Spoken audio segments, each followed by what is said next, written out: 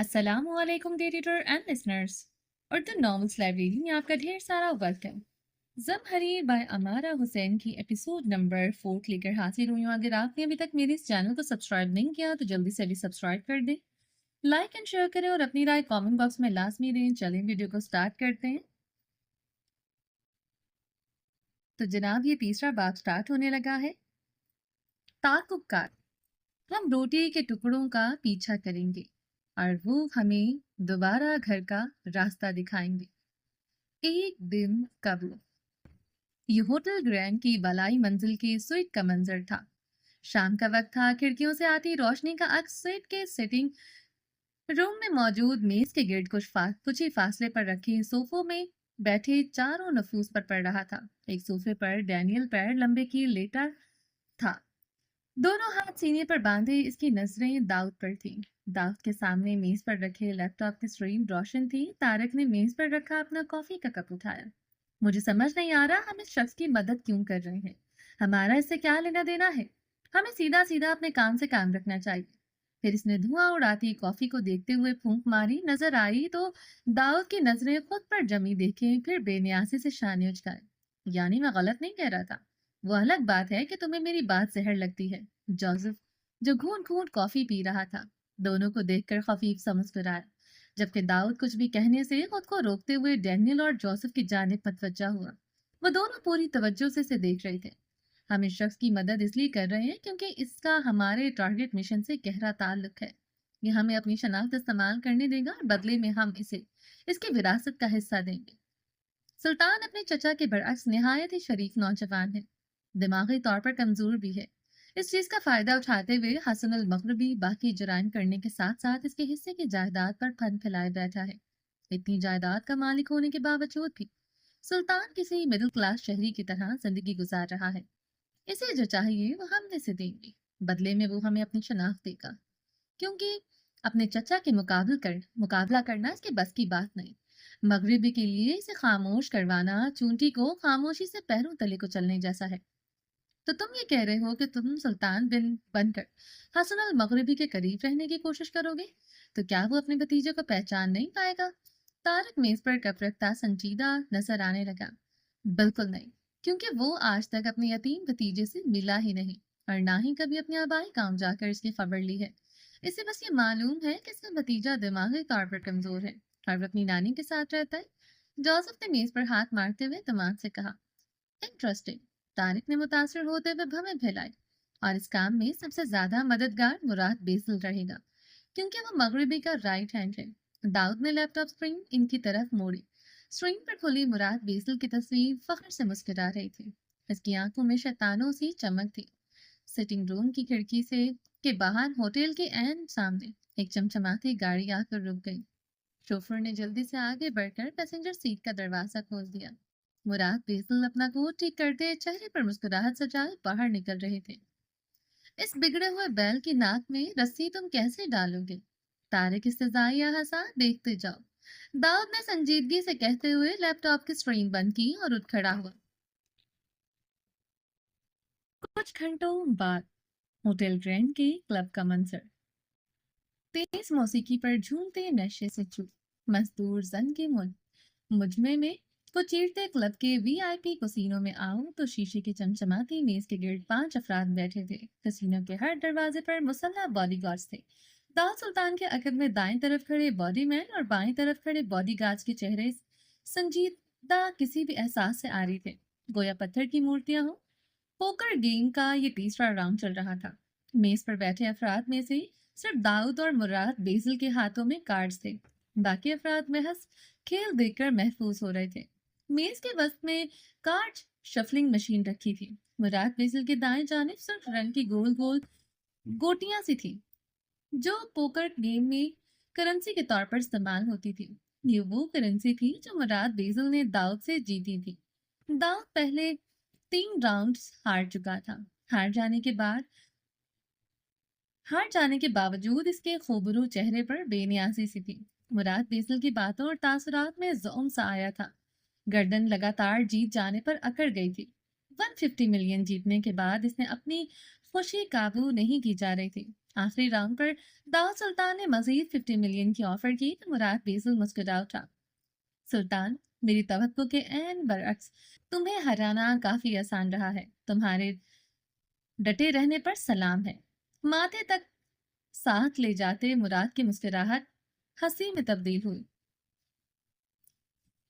پھر کارڈز کو شفل کرتے وہ دوبارہ گویا ہوا۔ 150 کے بعد 50 کچھ زیادہ کم نہیں ہو جائیں گے؟ آئبروز گاتے ہوئے اس کے چہرے پر خباثت سے اتر آئی۔ تمہارے کھیل میں مہارت نہیں ہے۔ کئی دفعہ تم نے غلط جگہ پہل کی ہے۔ برا مت ماننا، نقصان میں جا رہے ہو مسلسل۔ داؤد نے اطمینان سے اسے دیکھا۔ ٹھیک ہے، میں 50 سے بڑھا کر 70 کر دیتا ہوں، لیکن آپ کتنے کی بیٹ لگائیں گے؟ اپنے ہاتھ میں پھیلے کارڈز کو ترتیب دیتے داؤد نے ایک نگاہ کی جانب اٹھائی۔ اطراف میں بیٹھے افراد کو اس پر حیرت ہوئی۔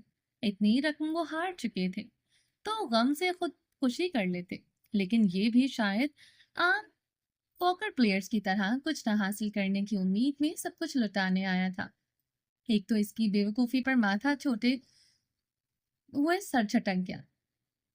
ہاں ہاں بچے، تمہیں یہاں کا رخ نہیں کرنا چاہیے تھا۔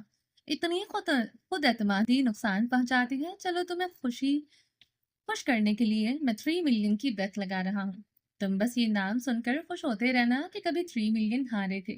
شکل جیسی عقل بھی ہوتی تو باس کے کام آ سکتے تھے۔ انہیں غیروں کی ضرورت نہ پڑتی۔ داؤد سے کچھ دور نیم نشے میں بیٹھا شخص اٹھ کے تھوڑا اس کے قریب بیٹھا، پھر زور سے اس کے کندھے پر دھموکا سا رسید کیا۔ ایسا کم عقل تو میں ملازم بھی نہ رکھوں۔ داؤد کے عقب میں کھڑا باڈی گارڈ اس آدمی کی طرف تیزی سے لپکا تو داؤد نے ہاتھ اٹھا کر اسے رک جانے کا اشارہ کیا۔ 3 ملین؟ لیکن کہیں میں جیت گیا تو آپ دیوالیہ ہو جائیں گے۔ داؤد کے چہرے پر سادگی بھری فکر دیکھ کر میز کے گرد بیٹھے افراد کا ایک ساتھ زوردار کہکا بلند ہوا۔ مذاق بہت اچھا کر لیتے ہو تم۔ میں مراد بیزل میز پر آگے کو ہو کے اس کی جانب جھکا، کھیلنے والے کے ہاتھوں کی حرکت سے اسے پہچان جاتا ہوں کہ آیا وہ لٹے گا یا لوٹے گا۔ تم پھر سے ہار جاؤ گے سلطان۔ ویسے وہ لہجے بھر کو کھٹکا۔ تمہارے پاس اتنے پیسے آئے کہاں سے؟ تم تو کسی گاؤں میں نہیں رہتے تھے۔ جس طرح تم اعتماد سے بیٹ لگا رہے ہو تمہاری جیبیں بھاری لگتی ہیں۔ پھر ایک نظر اس کے عقب میں باڈی گارڈز پر ڈالی اور ہونٹوں کو مرغوبیت سے اوپر کیا، پھر ہاتھ میں پھیلے کارڈز میں سے ایک چن کر میز پر رکھ دیا۔ اس کی نظریں سوالیہ تھیں، گویا اسے جاننے کی جلدی ہو۔ یہ راز آپ کو کھیل کے بعد معلوم ہوگا، آپ کے جیت جانے کی خوشی میں۔ وہ اتنی دیر میں پہلی دفعہ مسکرایا۔ آخری راؤنڈ شروع ہو چکا تھا، سب کی نظریں ان دونوں کے کارڈز پر تھیں۔ داؤد بے نیازی سے پتے پھینکتا جا رہا تھا۔ اس کے پاس یہ سرخ رنگ کی پوکر چپس رکھی تھی، ہر ایک پر $1000 کے ہندسے تھے، مگر اس کے ہاتھوں کی حرکت اس بار کسی ماہر پوکر پلیئر کی میں بدل چکی تھی۔ اب وہ نہایت صفائی سے میز پر کارڈز رکھتا جا رہا تھا۔ مراد صاحب کی پوری توجہ اپنے کارڈز پر تھی۔ ان کے سامنے رکھی پوکر چپس کی تعداد داؤد سے 3 راؤنڈز جیت جانے کے باعث زیادہ تھی۔ آخرکار مراد کی باری کے جواب میں اس نے آخری پتا پھینکا اور پاس پڑا ایکشن بٹن سکون سے دبایا اور مسکرا دیا۔ اس نے صوفے کی پشت سے ٹیک لگا لی، سینے پر ہاتھ باندھے، اب وہ چمکتی آنکھوں سے اس سب کے چہرے پڑ رہا تھا۔ وہ سب ایک لخت شاکڈ ہو گئے تھے۔ مراد صاحب نے شلسا چہرہ اٹھایا اور اس غیر متوقع زلزلے کی زد میں تھے۔ اس کی آنکھیں تہر لیے کبھی داؤد کو دیکھتی تو کبھی اپنے ہاتھ میں تھامے کارڈز کو۔ اپنی دولت کا راز مجھے آپ کی جیت جانے پر بتانا تھا، لیکن خیر بتائے دیتا ہوں۔ وہ اب صوفے کی پشت سے ٹیک ہٹا رہا تھا۔ مجھے جیتنے سے پہلے حقیقتاً کھیلنا پسند ہے۔ میں اندر سے ابھی بھی بچہ ہی ہوں۔ پھر شانے بے نیازی سے اچکائے۔ میرے بینک بیلنس پر 150 ملین کھونے سے فرق اسی لیے نہیں پڑتا کیونکہ مجھے اس سے ڈبل مل جاتے ہیں، اور یہی کھیل۔ اب کہ اس نے سیاہ کوٹ کی جیبیں تھپ تھپائیں۔ میری جیبیں بھاری رکھتے ہیں۔ اس نے باڈی مین کو آواز دی۔ داؤد کی آواز پر وہ فوراً اس کے عقب سے آگے آیا۔ مسٹر مراد کو میرا اکاؤنٹ نمبر اور ڈیٹیلز دو۔ میرے خیال میں ہمیں اور کھیلنا چاہیے۔ 300 ملین سے زیادہ لگا سکتا ہوں۔ زرد چہرہ لیے مراد بیزل خوش آمد نہ لہجہ اپنائے ہوئے تھا، کسی زخمی چڑیا کی مانند پھڑ پڑایا۔ اس کا چہرہ خط سے گلابی پڑنے لگا۔ اوہو، میں چلوں گا اب اپنے باس کو خبر کر دینا، اس کا بد دماغ بھتیجا اس سے ملنا چاہتا ہے۔ اٹھتے ہوئے اس نے باڈی مین کو دیکھا جو مراد صاحب کے اسسٹنٹ سے معاملات طے کرنے کے بعد اس کی طرف آ رہا تھا۔ داؤد نے اسے چلنے کا اشارہ دیا تو اس سے آگے چلنے لگا۔ پاس بیٹھا ایک شخص مراد کے قریب آ کر کان میں بولا، مراد تم تو واقعی دیوالیہ ہو چکے ہو۔ مراد جو شلسا بیٹھا تھا اس کی آواز سننے پر جیسے ہوش میں آیا۔ اس شخص نے جیسے مراد کی آنکھوں میں دیکھا جو سلطان کے عقب میں بند ہوتے دروازے پر جمی تھی۔ زیریں لب کچھ بڑبڑاتے مراد نے جبڑا کھینچا اور صرف انگارہ آنکھیں اب اپنے قریب اس شخص پر جمائی۔ پھر اپنی طرف متوجہ منہ کھولے لوگوں کو دیکھ کر اس نے ٹیبل پر رکھی پوکر گیم کی ٹرے تیش سے الٹ ڈالی۔ مرمری شیشے نما فرش پر تاش کے پتے اور رنگ برنگی پوکر چپس دور دور تک بکھر گئے۔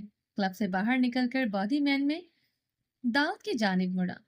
میں ایک لمحے کو رکا، مجھے ایک لمحے کو لگا تھا آپ ہار جائیں گے۔ استزائیہ ہنسا اور آنکھوں پر پڑتی دھوپ کے باعث پتلیاں سکیڑ سی ہوئی۔ مرغے کو جتنی اچھی خوراک ڈالو اتنی وہ صحت مند ہوتی جاتی ہے اور کھانے والے کو فائدہ دیتی ہے۔ گیمبلز کی مثال بھی کچھ ایسی ہی ہوتی ہے۔ جتنے پیسوں کی آفر دو اتنا ان کا لالچ منہ زور ہوتا جاتا ہے۔ جیتنے میں یہی مزہ ہے۔ انسان مزید کھیلنے کے لیے اپنے پہلے سے زیادہ پرجوش ہوتا ہے۔ مجھے اس سے بس یہ خوشی دینی تھی، باقی کا کام آسان تھا۔ اس کے جل لگے بال اب خشک ہو کر ماتھے پر بکھر گئے تھے۔ اور تم اتنے ادب سے پیش آؤ گے تو مجھے تم پر ترس آنے لگے گا۔ اس نے باڈی مین کے حلیے میں کھڑے طارق کو گھورا تو وہ چونک کر واپس اپنے ٹون میں لوٹا۔ فی الحال میرے پاس ادب سے پیش آنے کے علاوہ اور کوئی چارہ نہیں۔ گرد و پیش پر ایک خفیف سی نظر ڈال کر ادب سے کھڑے کھڑے اس نے دانت پیستے ہوئے دبی آواز میں کہا، داؤد سنجیدگی سے سر ہلانے لگا گویا اسے سمجھ رہا ہو۔ کئی دنوں سے مسلسل ہونے والی بارشوں نے ماسٹر شہر کو پوری طرح سے دھو ڈالا تھا۔ آج کی صبح پچھلی صبحوں کی بنسبت شفاف آسمان لیے ہوئے تھی۔ پودے ٹھنڈی ہوا کے جھونکوں سے جھوم جاتے تھے۔ سورج کی روشنی ابھی پوری طرح اس سرسبز شہر پر پھیل نہیں پا رہی تھی۔ کچھ صبح خیز لوگ اس وقت کا بھرپور فائدہ اٹھائے جاگنگ ٹریکس پر پھولتی سانسوں کے ساتھ دوڑتے چلے جا رہے تھے۔ بیکریوں اور کافی اور خستہ ڈبل روٹیوں کی دھوئیں چمنیوں سے نکل کر فضا میں پھیلتے لوگوں کے نتنوں سے ٹکراتے اور انہیں مجبوراً بیکریوں اور کیفیز میں کھینچ لاتے۔ ایسے میں اس دن ماسٹر اولڈ برج سے کچھ ہی فاصلے پر واقع اس پرامن محلے پر ایک ناگہانی آفت ٹوٹ پڑی تھی۔ اس محلے کی گلیوں میں گلابی چھتوں والے تکونی گھروں کے درمیان گول پتھروں سے بنے راستوں پر تیز تیز چلتے جاؤ تو یاسمین کنان کا گھر اور شمس الدین کے کاٹیج کی حدود آتی ہیں، جس کے ارد گرد پولیس کی 3-4 سفید گاڑیاں کھڑی تھیں۔ ان کی چھتوں پر نصب روشنیاں کبھی نیلی کبھی سرخ ہوتی جاتی تھی۔ کاٹیج کے داخلی حصے کو زرد پٹیوں کی رکاوٹ دے گئی تھی۔ ان زرد پٹیوں پر کالے رنگ سے crime scenes do not enter لکھا ہوا تھا۔ محلے کے لوگ شش و پنج میں مبتلا پریشان چہرہ لیے دوسرے کے کچھ پوچھتے کاٹیج کی لکڑی کے باڑ کے اس طرف جھمکٹا بنائے کھڑے تھے۔ کچھ عورتیں بالکنیوں سے جھانک رہی تھیں۔ دفتن براق سنجیدہ چہرہ لیے ایک فائل ہاتھ میں تھامے کاٹیج میں داخل ہوا۔ اندر ہر کمرے میں جا بجا پولیس آفیسرز کھڑے تھے۔ کچھ کرائم سینز ڈسکس کر رہے تھے جبکہ کچھ چیزوں کو الٹ پلٹ کر باریک بینی سے ہر چیز کا جائزہ لے رہے تھے۔ وہ شمس الدین کے کمرے میں داخل ہوا اور ایک ہاتھ کی انگلیوں سے کھلے دروازے پر دستک دی۔ اندر مصروف آفیسرز نے دروازے کی جانب گردنیں گھمائی۔ براق اس وقت انہی کی طرح سیاہ پولیس وردی میں تھا جس کی شرٹ پر سفید الفاظ میں پولیس لکھا ہوا تھا۔ شانے پر بوسنین بیج تھا۔ زمین پر جہاں خون پھیلا ہوا تھا اس کے گرد سفید چاک سے ہی نشاندہی کی گئی تھی۔ ایک لیب ورکر دستانے پہنے کرائم سین سے مختلف چیزیں اٹھا کر انہیں چشمے کے پیچھے سے غور سے دیکھتا اور پھر پلاسٹک کے پیکٹس میں انہیں ڈالتا جاتا۔ وہاں کھڑے سینئر انسپیکٹر نے براق کو سوالیہ نظروں سے دیکھا۔ کیا رپورٹ ہے؟ کوئی ایویڈنس ملا؟ اس کے سوال پر براق چند قدم اٹھاتا ہوا ان کے مقابل آیا اور فائل ان کی جانب بڑھائی۔ یس سر، جس کلہاڑی سے ان پر حملہ کیا گیا ہے یہ اس کی رپورٹ ہے۔ فنگر پرنٹس مل چکے ہیں، باقی انہیں بایو میٹرک टेस्टिंग के लिए भिजवा दिया गया है। ठीक है। ऑफिसर ने फाइल हाथ में लेकर रोल की। वैसे सर, बज़ाहिर तरीके और बेड पर फैले खून से यही वाज़ेह है कि हमला इन पर लेटे वक्त किया गया था। खुद को बचाने की कोशिश में या तड़पते हुए वो बेड के पास यहाँ गिर गए। बुराक ने बेड के करीब जमे हुए स्याही माइल खून के पास पंजों के बल बैठते हुए कहा। इंस्पेक्टर उलझी हुई नजरों से उसे देख रहा था, पर चंद कदम पीछे हटा। वो बात तो ठीक है बुराक, लेकिन यहाँ बेड के पास इनसे इनको खींचकर दरवाजे तक लाया गया है, और इसके बाद फोन का कोई किसी किस्म का निशान नहीं है। इंस्पेक्टर पुतलियां सुकेड़े हथौड़ी खुजाता दरवाजे के करीब इशारा कर रहा था। फिर इसने पंजों के बल बैठे बुर्राक को देखा, जो एक गहरी सांस लेता उठ गया था। फर्श लकड़ी का है, अगर खून के निशानात को मिटाया गया होता तो साफ पता चल जाता, लेकिन इसने इंस्पेक्टर की आंखों में झांका। इस किस्म का भी निशान नहीं है। काफी पेचीदा मामला है। इंस्पेक्टर इसकी बात सुनते हुए नजरें बेड पर जमाए, कुछ सोचते हुए शम्स साहब के बेड के करीब पंजों के बल बैठा और बेड से नीचे झांका। बुर्राक जमीन पर बैठे फैले खून को अफसोस से देख रहा था। पता नहीं परीसा ने ये सब कैसे बर्दाश्त किया होगा। वो बचपन से इसे देखता आया था। कुनान साहब हयात थे तो तब भी वो शम्स साहब के पास ही पाई जाती थी। स्कूल भी इसे लेने छोड़ने वही आते थे। हकीकतन आज वो पूरी तरह से बेआसरा हो गई थी। इंस्पेक्टर बेड के नीचे थोड़ा झांका, झुका और फिर सीधे होकर पीछे बुर्राक की तरफ पलटा तो इसके दस्ताने पहने हुए हाथों में शम्स साहब का फोन था। बुर्राक चौंक कर थोड़ा आगे को हुआ। ऑफिसर ने साइड टेबल पर रखे हुए लैब वर्कर के सामान से प्लास्टिक का बैग उठाया और फोन इसमें डालकर बुर्राक के हवाले किया। कुछ ना कुछ एविडेंस इसमें भी छुपा होगा।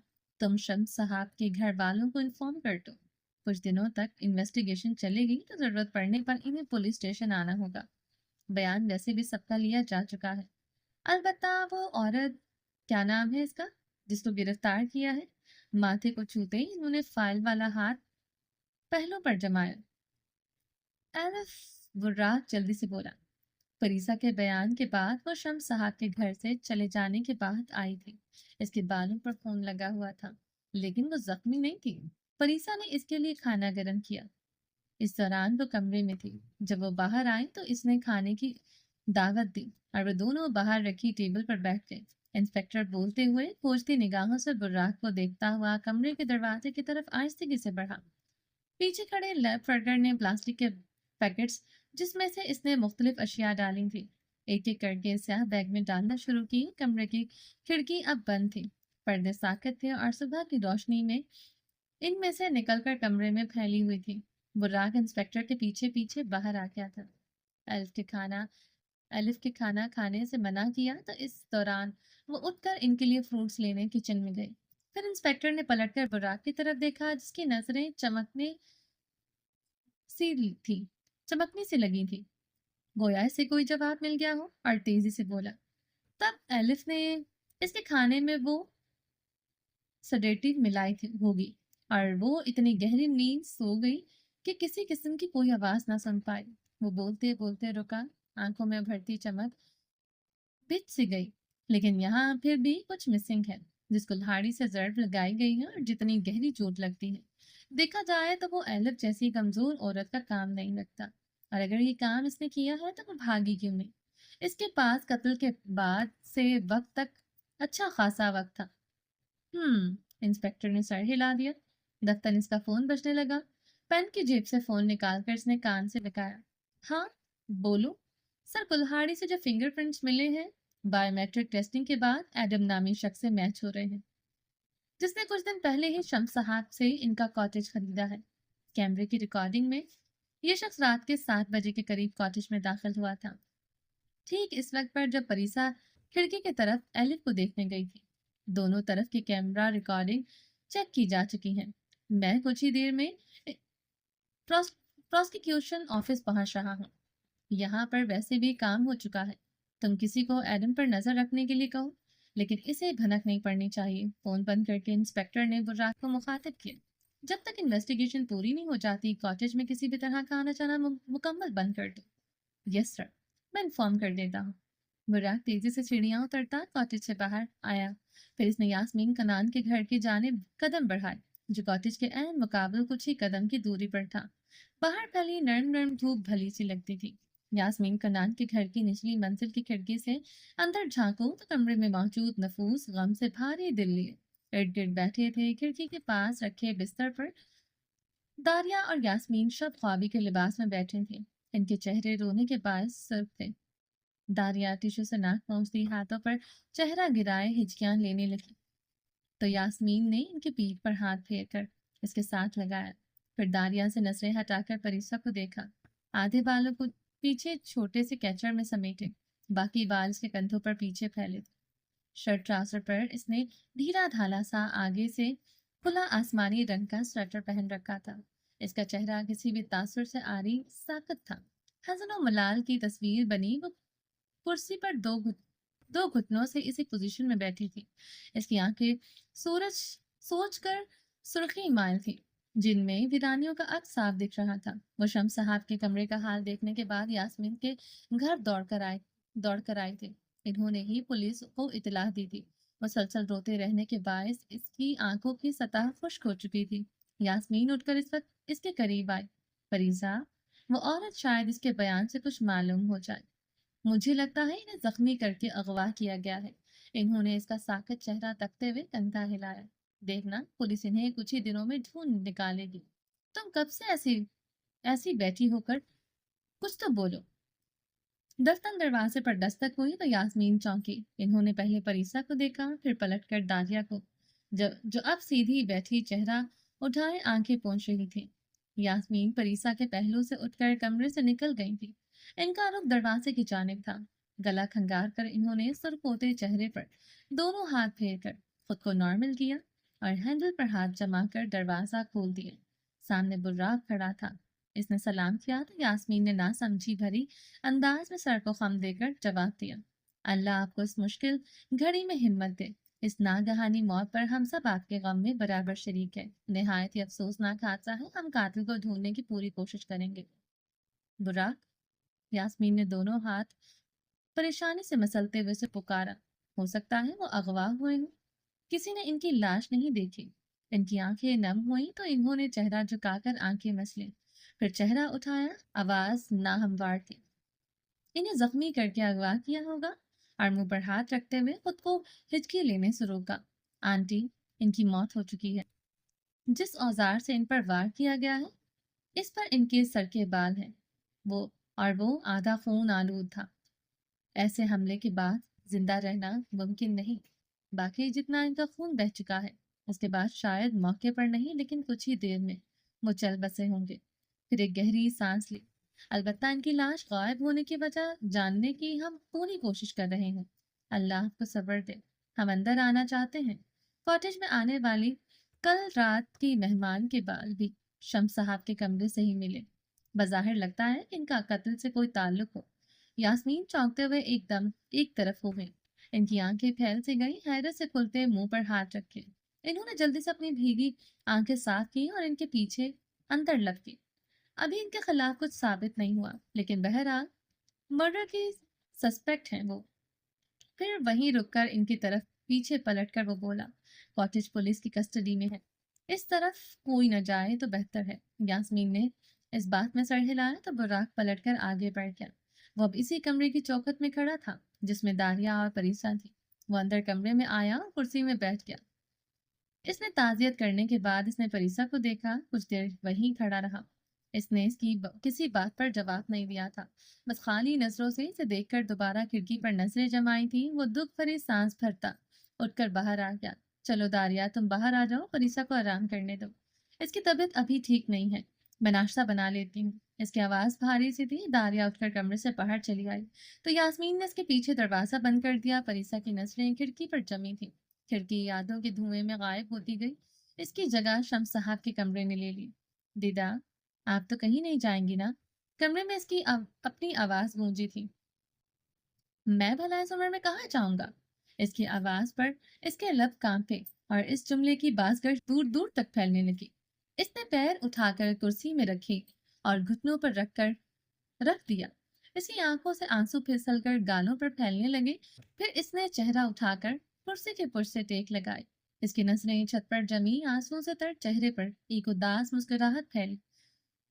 پھر کمرے میں اس کی کاٹیج کی ٹوٹی کھڑکیوں کانچ کی ٹوٹی کھڑکیوں کی ہنسی کی گونجی تو ثابت ہوا پریسا کنان کہ تم انتہائی بدقسمت ہو. تمہاری دوستی انہی آنسوؤں سے ہے. تمہیں خوش رہنے کا کوئی حق نہیں ہے. اس نے سختی سے لب بھینچ ڈالے اور آنسو کے ریلے تیزی سے اس کے گال کو بھگونے لگے، ایسے جیسے ان کا چین سکون سب ساتھ لے جا رہے ہوں. اس نے دور سے دکھتے سر کو تھاما اور اس کا جسم باواز بلند ہچکیوں سے لرزنے لگا. بیگ باس بیکری میں معمول کے مطابق گاہک آ جا رہے تھے.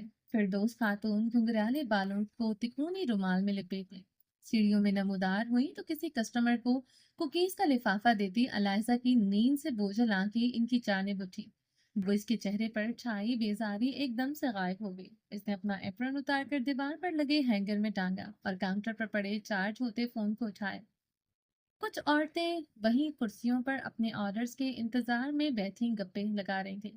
اس نے ایک بیزار سی نظر ان پر ڈالی اور سیڑھیاں چڑھتی اوپر آئی. کمرے میں آ کر اس نے پردے کھینچ کر برابر کی. یہ اس کے آرام کرنے کا وقت تھا. کھڑکی سے آتی ہلکی پھلکی دھوپ بارش کے باعث پھیلی ٹھنڈ کو کم کرنے سے قاصر تھی. بستر پر پھیل کر لیٹتے ہی اس نے فون کی اسکرین روشن کی. پریسا کی رات کو 2 مسڈ کالز آئی ہوئی تھی. اس کے نیچے ہی انسٹاگرام کے میسج کا نوٹیفیکیشن تھا. اس نے پریسا کو بعد میں کال کرنے کا سوچ کر انسٹاگرام کا ان باکس کھولا اور اس کے دل نے ایک بیٹ مس کی. وہ رات کی چیٹ میں نیا میسج اس کا منہ چڑھا رہا تھا. وہ چونک کر اٹھ بیٹھی. اس نے تیزی سے چیٹ کھولی اور وہ دھک سے رہ گئی. رات والا اس کا میسج اسے جا چکا تھا. اس نے خپ سے چہرے پر ہاتھ پھیرا. اسے میسج کو دیکھنے کی ہمت میں اس میں نہیں تھی. ان کو آنکھوں سے ڈرتے ڈرتے انگلیاں ہٹا کر اس نے چوروں سے انداز میں فون اسکرین کو دیکھا. تو تمہیں میرا اکاؤنٹ کیسے ملا؟ کیا تم مجھے اسٹال کر رہی تھی؟ الائزہ نے تکیا اٹھا کر زمین پر دے مارا. اسے لگا جیسے براق کو اس کے دل کا حال معلوم ہو چکا ہو. اف مام، کیا ضرورت تھی میرا فون چھیننے کی؟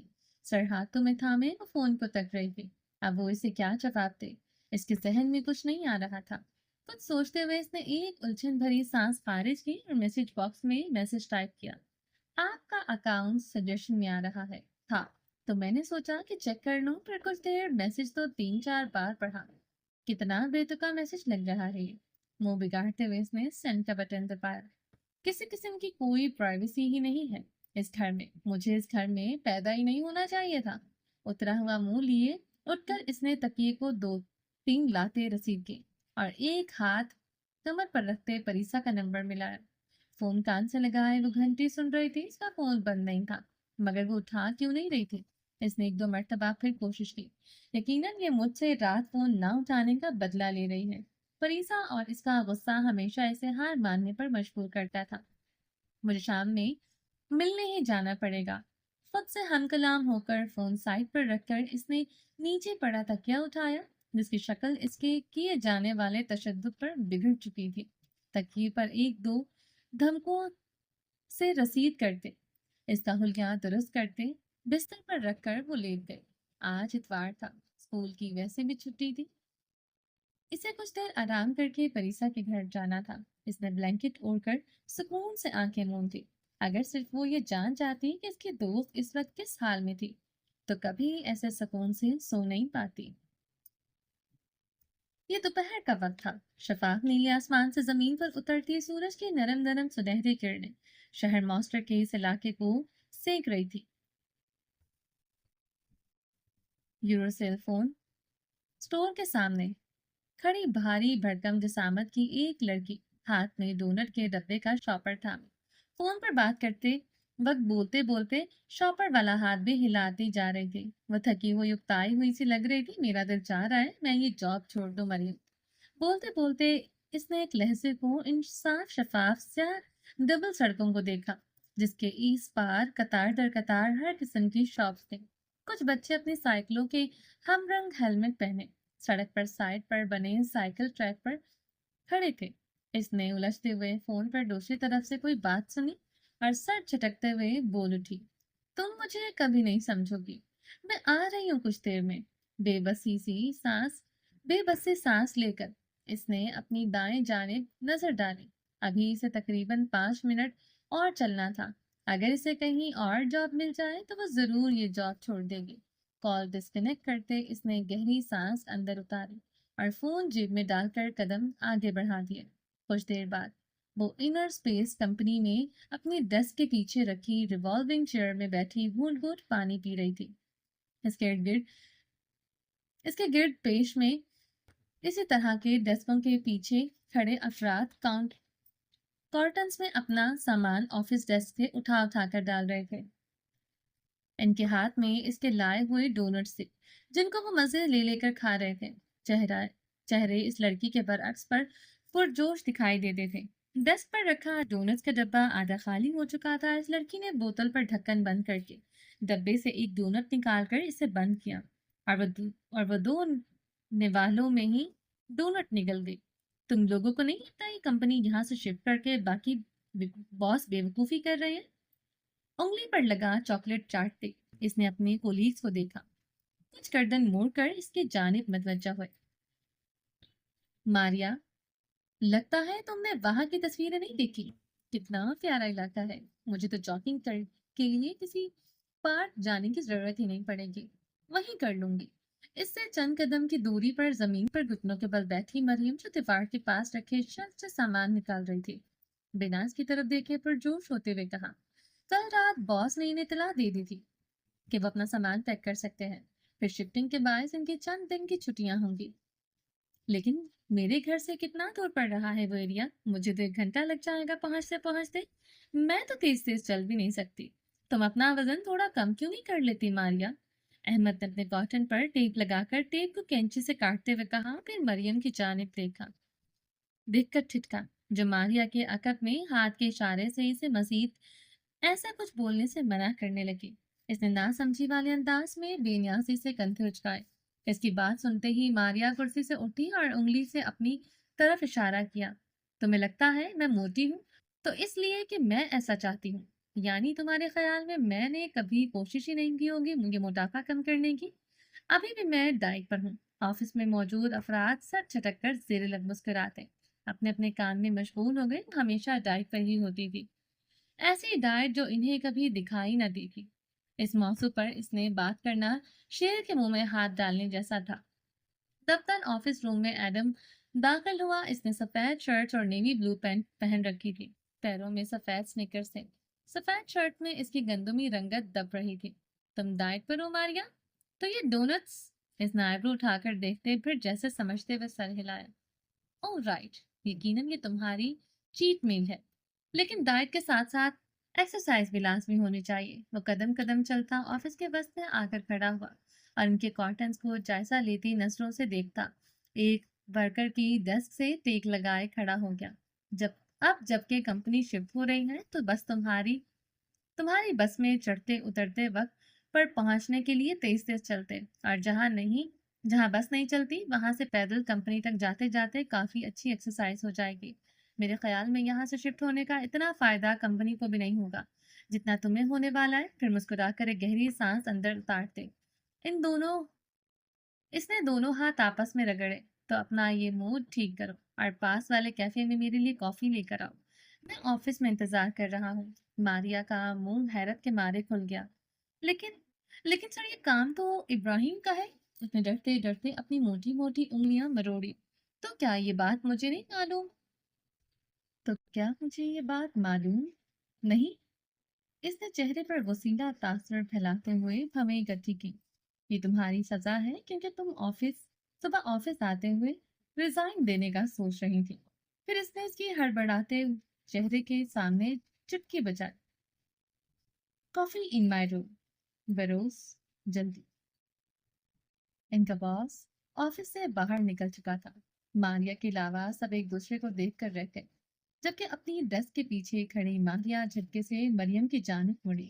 اس نے براؤن ڈائی کیے ہوئے بال جو مسلسل آئرن ہونے کے باعث روکھے سے ہو چکے تھے لہرا کر اس کے دائیں کندھے پر گرے۔ آنکھیں چھوٹی کیے وہ کسی خوار بلی کی طرح مریم پر چپٹی۔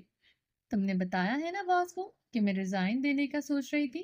کتنی پیٹ کی ہلکی ہو تم، کیسے پولیس کے درمیان کی پرائیویسی وائلیٹ کر سکتی ہو؟ اس کا ہاتھ مریم کے گریبان پر تھا۔ مریم نے اس کے موٹے بھاری ہاتھ پر دونوں ہاتھ رکھ کر اسے پیچھے کرنا چاہا۔ نہیں واللہ میں نے کوئی بات نہیں کی۔ مریم نے اس کے موٹے بھاری ہاتھوں پر دونوں ہاتھ رکھ کر اسے پیچھے کرنا چاہا۔ نہیں واللہ میں نے کوئی بات نہیں کی۔ باس نے یہ بات خود سے کہی ہے، میں بھلا یہ بات باس سے کیوں کروں گی؟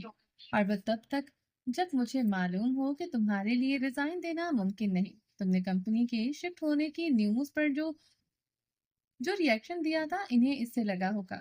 ماریا نے چپتی آنکھوں سے اسے گھورا اور اس کی گردن چھوڑی۔ مریم گردن مسلتے ہوئے منہ پھلا کے بیٹھ گئی۔ ماریا آفس سے نکل کر باہر آئی اور سامنے ایڈم کے دروازے کی طرف دیکھتے ہوئے منہ چڑھایا، پھر ایک دم بھاری بھرکم جسم لیے وہاں سے بمشکل بھاگے، مبادن اسے معلوم نہ ہو جائے کہ وہ اسے دروازے کے پاس اس پار سے منہ چڑھا رہی ہے۔ اندر لیپ ٹاپ کے سامنے بیٹھا ایڈم کاٹیج کا نقشہ کھولے ہوئے تھا۔ وہ ہر کمرے کے نقشے کے اوپر نیلے ٹیکسٹ سے آفس ڈپارٹمنٹس محض کیے جا رہا تھا۔ دفتر اس کے لیپ ٹاپ کو دیکھتی نظریں کسی سوچ میں الجھی۔ پریسا کا غصے سے تمتماتا سرخ چہرہ اس کی آنکھوں کے سامنے لہرایا، بس کے لبوں پر ایک شیطانی سی مسکراہٹ پھیلی۔ اس نے کرسی کی پشت سے ٹیک لگائی۔ ضرور اسے اپنا کمرہ سب سے زیادہ عزیز ہوگا۔ جتنی اس نے میری بے عزتی کی ہے، اس کا بدلہ لینے کے لیے یہ صحیح رہے گا۔ سیدھا ہوتے ہوئے پریسا کے کمرے کی نقشے پر اس نے ٹو بی رینوویٹڈ لکھا۔ اس کمرے کا نقشہ وہ پوری طرح سے بدل دے گا۔ یہ کمرہ اب اس کا تھا، وہاں کسی پریسا کو نان تو نہیں رہنا تھا۔ اب وہ اسے یہ نہیں کہہ سکتی تھی کہ میرے گھر سے باہر نکلو۔ دروازے پر ہونے والی دستک پر اس نے چہرے پر سنجیدگی پھیلائی اور یس کمنگ کہتا وہ دوبارہ اپنے کام میں مصروف ہو گیا۔ چہرہ ایسے ہوا جیسے وہ کبھی زندگی میں مسکرایا تک نہ ہو۔ ماسٹر شہر کے کسی علاقے میں لوگ اپنے معمول کے کاموں میں مصروف تھے۔ یہ علاقہ ماسٹر کے باقی علاقوں سے کچھ مختلف تھا۔ یہاں پر گھروں کی تعمیر کئی منزلہ تھی۔ تکونی چھتیں سرمئی اینٹوں کی تھی، جبکہ گھروں کی بکیاں دیواریں بھوری اینٹوں سے بنی تھیں۔ کھڑکیوں کے فریمز اور گھروں کے دروازے سفید تھے۔ ایسے میں اس چوڑی سی پتھروں کی روش پر ہوا سے پتے بکھرتے دور تک پھیلے۔ دونوں اطراف پر بنے ان اونچے گھروں میں سے ایک تیسری منزل کی کھڑکی تھی۔ اس طرف کھڑا شخص باہر کے منظر پر نظریں جمائے ہوئے تھا۔ اس کے عقب میں کمرے کے سادہ فرنیچر کو نفاست سے ترتیب دیا گیا تھا۔ کمرے کی ترتیب کے برعکس اس کے ذہن میں انتشار پھیلا ہوا تھا۔ چہرے پر افسوس بھری شرمندگی تھی۔ اس کے آسٹریلیا جانے کے شوق میں اس کے باپ کا کافی نقصان کر ڈالا تھا۔ اگر وہ نہ چاہتا تو چیزیں ویسی نہیں ہوتی جیسے اب تھی۔ اسے پھر سے ڈیڈ کے سامنے شرمندہ نہ ہونا پڑتا۔ وہ کھڑکی سے پلٹ کر کمرے کے وسط میں رکھے بے شکن بستر پر بیٹھا اور گھٹنوں پر کونیاں ٹکا کر سر ہاتھوں پر گرا دیا۔ جو سزا ڈیڈ نے اسے دی تھی وہ اس سے برداشت نہیں ہو رہی تھی۔ اسے ایک ہی شہر میں گھر سے دور رہنے پر وحشت ہوتی تھی۔ ڈیڈ اور مام کی موجودگی ہی اسے گھر کا احساس دلاتی تھی۔ اس کا کوئی فرینڈ سرکل نہیں تھا جن کے ساتھ وہ گھر سے باہر وقت گزارتا۔ اس نے ہمیشہ خود کو لوگوں سے الگ تھلگ محسوس کیا تھا، جیسے وہ کسی اور ہی دنیا کی مخلوق ہو۔ اس نے بستر کے سائڈ ٹیبل کی دراز کھولی اور اس میں سے سنہری باریک فریم کے چشمے نکال کر پہنے، پھر ڈریسنگ ٹیبل کے مقابل کھڑے ہو کر ہیئر جیل کی بوتل اٹھائی۔ ہاتھ میں کچھ جیل لینے کے بعد وہ اب اپنے بھورے بالوں پر لگا رہا تھا۔ اس نے ڈھیلی سے سفید لائننگ والی سرمئی شرٹ پہن رکھی تھی۔ وہ گھر سے دور نہیں رہ سکتا تھا۔ اسے جلد از جلد ڈیڈ کے لیے کچھ کر دکھانا تھا جس سے اسے گھر جانے کی اجازت مل جاتی، تاکہ وہ ڈیڈ کو ثابت کر سکے کہ وہ ان کی طرف سے بے فکر نہیں تھا۔ وہ ان سے محبت کرتا تھا۔ وہ اپنے آسٹریلیا جانے پر پچھتا رہا تھا۔ اس نے جل لگے بالوں میں احتیاط سے برش پھیر کر بالوں کو پیچھے جمائے۔ اس کے سفید چہرے کے پھیکے نقوش اب پہلے کی طرح تنے ہوئے نہیں تھے۔ میں روٹا ٹیلیوں کے فلم سے بھی اچھا سوپ بنا لیتی ہوں۔ پریسا کی کھنکتی آواز اس کے کانوں میں گونجی اور مسکراتا ہوا چہرہ اس کے ذہن کے پردے پر لہرا سا گیا تھا۔ وہ بے اختیار ہنس دیا۔ پھر اس کی نگاہ شیشے میں اپنے مسکراتے عکس پر پڑی۔ وہ اس نے اپنی ہی آنکھوں میں جھانکا۔ اگر وہ ڈیڈ سے پریسا کے لیے بات کر لے؟ پھر مڑ کے ڈریسنگ ٹیبل سے ٹیک لگا کر وہ کسی گہری سوچ میں گم دکھائی دینے لگا۔ لیکن اس سے پہلے مجھے ڈیڈ کو منانا پڑے گا۔ لب کاٹتے اس کی آنکھوں میں کشمکش سی تھی۔ دونوں ہاتھ ڈریسنگ ٹیبل پر جمائے اس کا رخ کھڑکی کی جانب تھا۔ کھڑکی سے ہلکی ہلکی ہوا اندر آ رہی تھی۔ دفتر اس کا فون بجنے لگا تو ہیئر برش واپس اپنی جگہ پر رکھ کر اس نے سفید پینٹ کی جیب سے فون نکالا۔ فون کی اسکرین پر داریہ کا نمبر چکمگا رہا تھا۔ اس نے پرسوچ نظروں سے اسکرین کو دیکھا، جیسے ذہن میں کچھ حساب کتاب کر رہا ہو۔ پھر کال یس کی تو دوسری طرف سے داریہ کی روتی آواز پر چونکا۔ چلیں جی، باقی کا نیکسٹ ایپیسوڈ میں کنٹینیو کریں گے۔ امید ہے آپ کو یہ ایپیسوڈ پسند آئی ہوگی۔ چینل کو سبسکرائب نہیں کیا تو جلدی سے بھی سبسکرائب کر دیں، لائک اینڈ شیئر کریں اور اپنی رائے کامنٹ باکس میں لازمی دیں۔ اپنا ڈھیر سارا خیال رکھیے گا، دعاؤں میں یاد رکھیے گا۔ ملتے ہیں نیکسٹ ایپیسوڈ میں، تب تک کے لیے اللہ حافظ۔